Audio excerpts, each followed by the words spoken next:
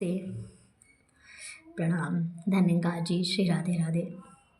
अभी सत्संग से आई हूँ और मैं निरंकारी मिशन से ऐड हूँ। लगभग 2018 से सत्संग कर रही हूँ। सत्संग क्यों जाते हैं, सत्संग क्यों करते हैं, सत्संग जाके क्या फ़ायदा होता है। अभी तो उम्र नहीं हुई है सत्संग करने की।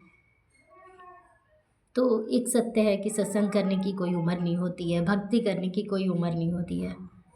हमने सुना है कि आज भक्ति कर लेंगे, कल भक्ति कर लेंगे, अभी तो खेलने कूदने की उम्र है।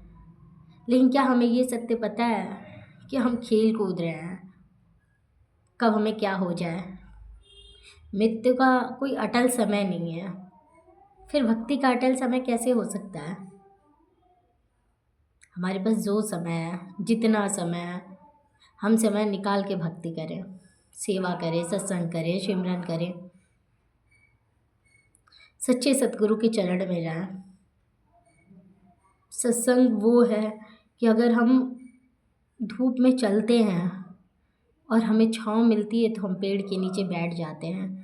अगर धूप में हवा लगती है तो वो गर्मी की धूप हो और उसमें हवा लगे तो वो गर्म हवा हमें सुकून नहीं देता है। लेकिन वही अगर छाँव मिल जाए और वो हवा लगे तो हमें ठंडक महसूस होती है, उससे हमारा मन तृप्त होता है, उससे हमारे शरीर को ठंडक महसूस होती है। बस सत्संग वही है कि हम घर पे तो बैठ के संगत कर सकते हैं, घर पे भी बैठ के भगवान का नाम ले सकते हैं, लेकिन जो माया है वो घर पे ही रहेगी, वो हम एकाग्रचित नहीं हो सकते हैं। और सत्संग जाके मन जो होता है एकाग्रचित हो जाता है, फिर हमें सत्संग का ही ध्यान रहता है, फिर हमें संगतों का ही ध्यान रहता है कि हम तो परमात्मा के बीच में बैठे हैं, वहाँ केवल परमात्मा की ही बात होती है, दुनियादारी नहीं होती है। तो ये सत्संग है, इसीलिए हमें सत्संग जाना चाहिए। सत्संग जाके मन को शांति मिलती है, आत्मा और परमात्मा के मिलन होते हैं। शरीर तो है ही नहीं, इस शरीर को तो एक दिन मिट्टी में मिल जाना है। इसके अंदर जो आत्मा बैठा है उसका उद्धार करना है।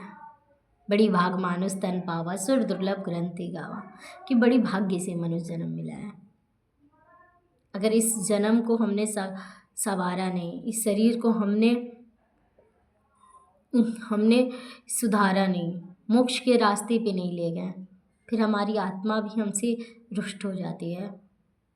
तो हमें सत्य का मार्ग पकड़ना है, हमें सही रास्ते पे जाना है, हमें सत्संग करना है, सेवा करनी है, सिमरन करना है, भक्ति करना है। बस इसी शब्दों से प्रणाम।